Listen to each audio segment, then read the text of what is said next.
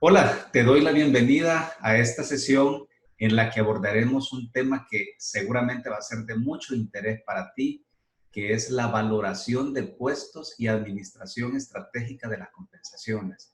Cómo asegurar que tu compañía, que tu organización tenga un sistema salarial justo, equitativo, válido, razonable, validado por los estándares internacionales, tanto de evaluación de puestos como de construcción de tabuladores salariales mediante matrices generales. La matriz Hay es una de las más conocidas y es una de las que veremos acá como parte del proceso de valoración. Pero también vamos a analizar la política salarial, la construcción del tabulador salarial y otras formas de compensación no monetarias que te serán útiles para administrar la gestión salarial y la gestión de compensaciones y retribuciones en tu organización. Así que te agradezco por acompañarme. Esto que compartiré contigo es el resultado de procesos y consultorías que en avance y desempeño hemos realizado con diferentes organizaciones del sector privado, público, ONGs, etcétera. Mi nombre es Tulio Magaña y comenzamos. En primer lugar, es importante hacer referencia a que la valoración de puestos es el componente inicial con el que se maneja la estrategia de salarios en una organización. En la sesión de hoy nos dedicaremos a ver la valoración de puestos.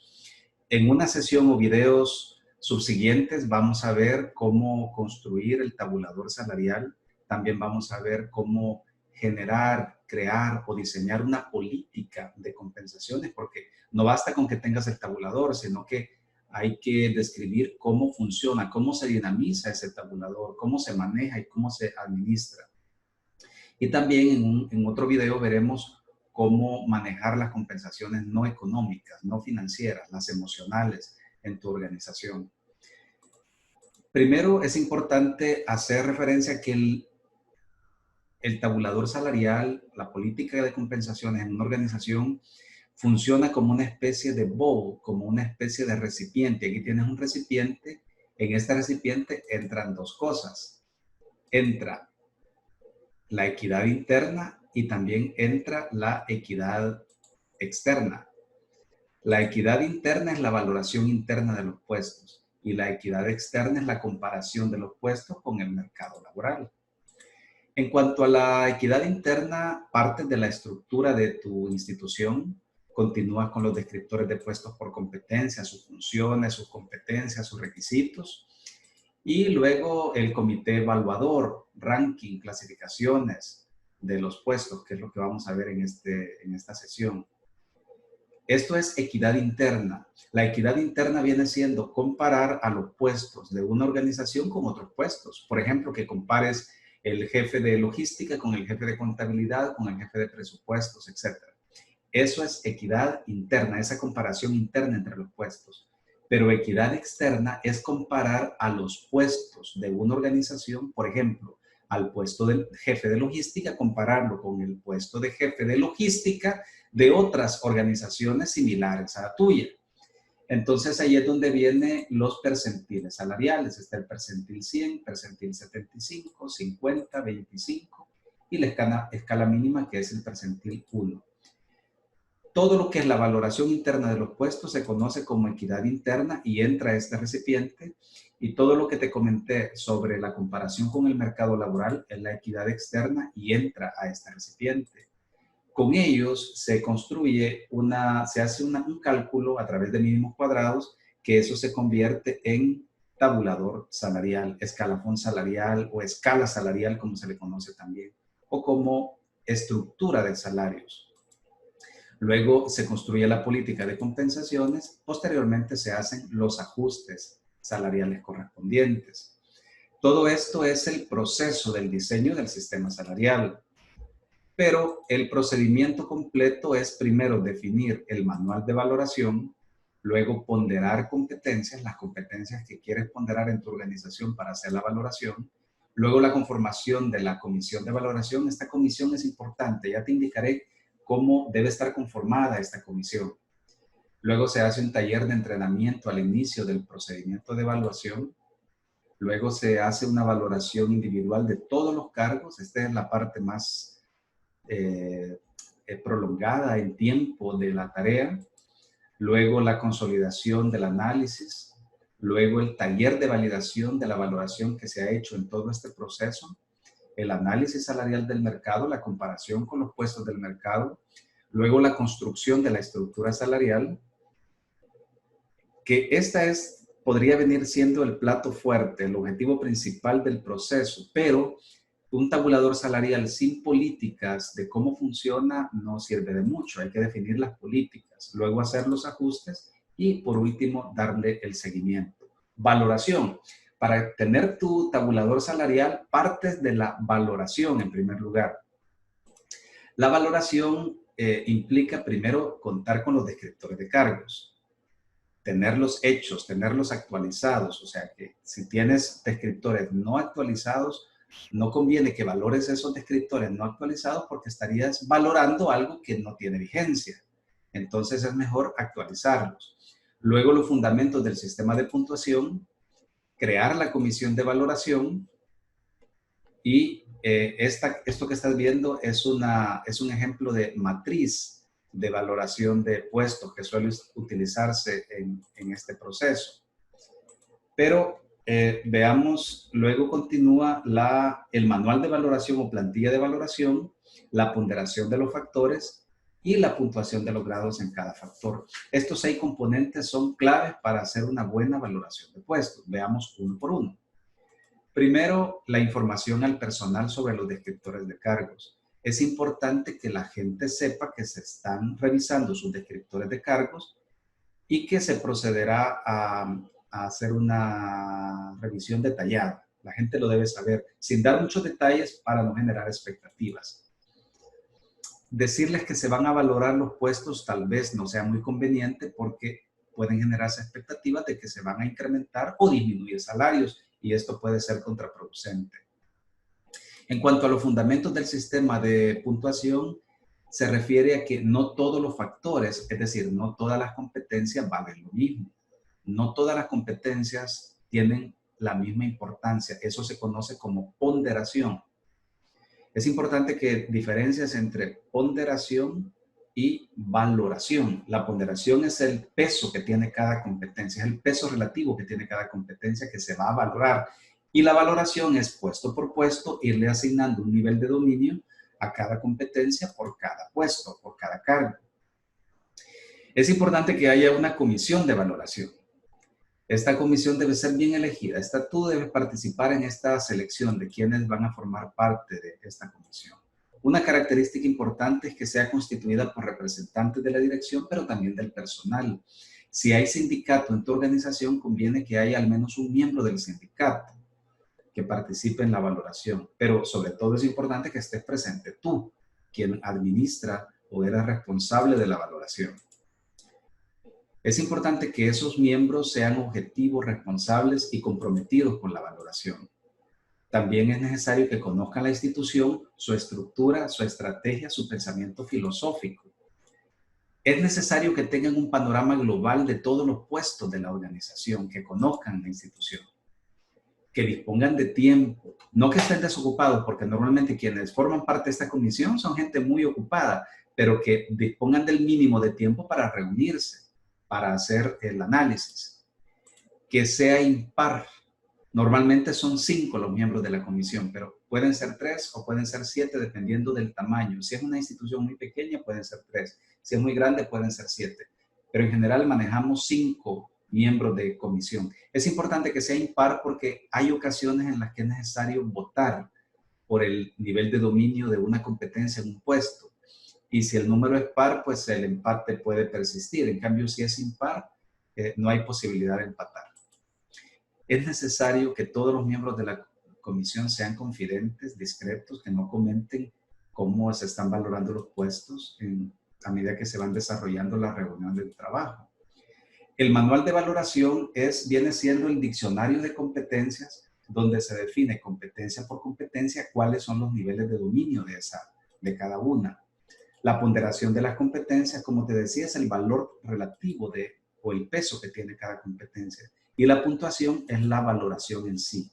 La comisión de valoración se reúne para entrenamiento del proceso y validar los puestos hasta que se llegue a una clasificación de los puestos, a un ranking de puestos, desde el puesto que más representa atribuciones para la organización hasta el puesto que menos representa atribuciones para la organización. Es decir, es un ranking de puestos.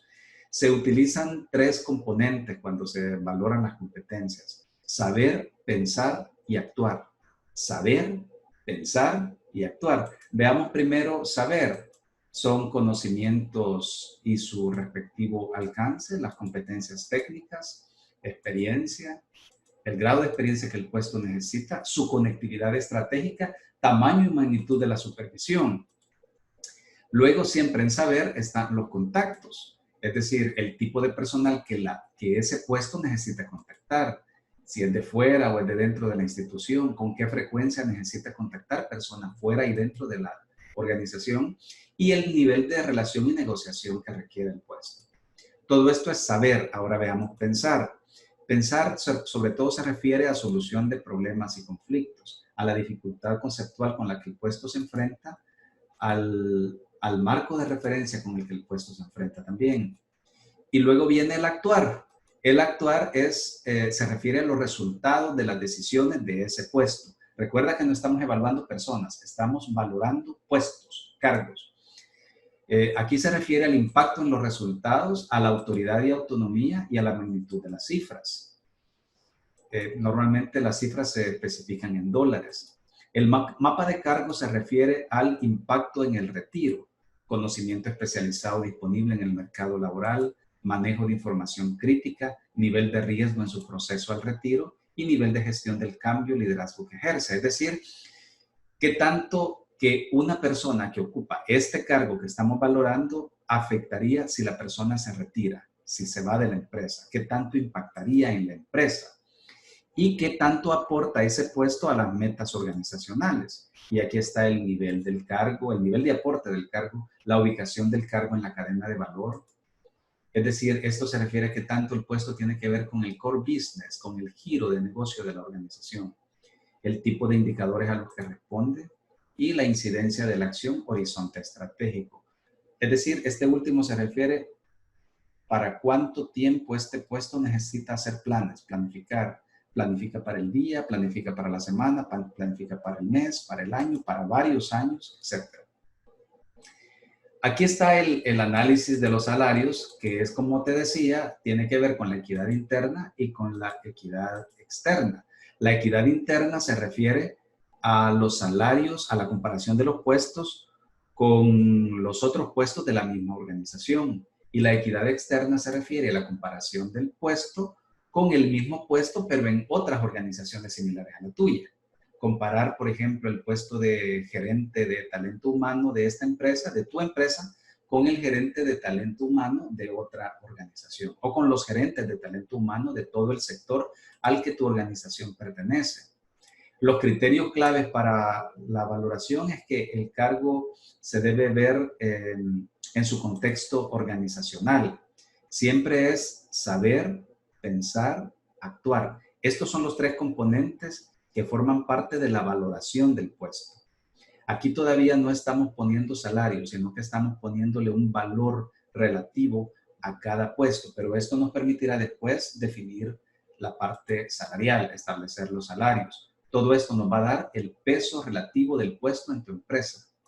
Y claro, nos va a llevar a un ranking. El saber, como te decía, tiene que ver con conocimiento técnico, gerenciamiento y relaciones interpersonales. El pensar tiene que ver con el ámbito del pensamiento y con la complejidad del pensamiento.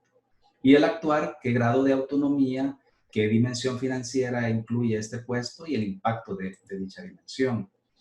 Esto se valora mediante estos factores, los cuales cada uno tiene asignado un valor numérico. Si un puesto es valorado, por ejemplo, en el nivel 1, aporta para esta competencia, aporta solamente 15 puntos, pero si fuera valorado en el nivel 3, aporta 38 puntos. La suma de todos estos puntos es lo que da el valor final de cada puesto o de cada cargo. El valor máximo debería de ser 1000. No hay puestos que tengan más de 1000. Y al final lo que se obtiene después de un proceso, que es un proceso largo de valoración, es esta categorización, donde tienes tú, aquí por ejemplo hay 5 categorías. Entonces en la primera categoría solo está la máxima autoridad. En este caso quedó con 929 puntos, pero estos puntos no los tomes como que así tiene que ser en todas las empresas. Este es un ejemplo. Este es un ejemplo de una empresa que tiene estos puestos y que se terminó valorando con estos puntos. Esta es la tercera categoría, esta es la cuarta categoría y esta es la quinta categoría. Aquí se ponen los nombres del comité valorador porque ellos deben firmar que estos son los puntajes que quedaron para estos puestos determinados. La tabla que ves aquí se refiere al mínimo y al rango de mínimos y máximos de puntuaciones al que pertenece cada una de las categorías.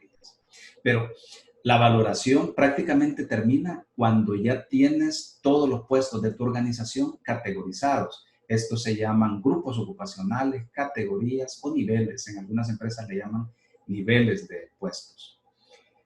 Hasta aquí llega el trabajo de la comisión de valoración. La comisión de valoración no interviene en la parte salarial.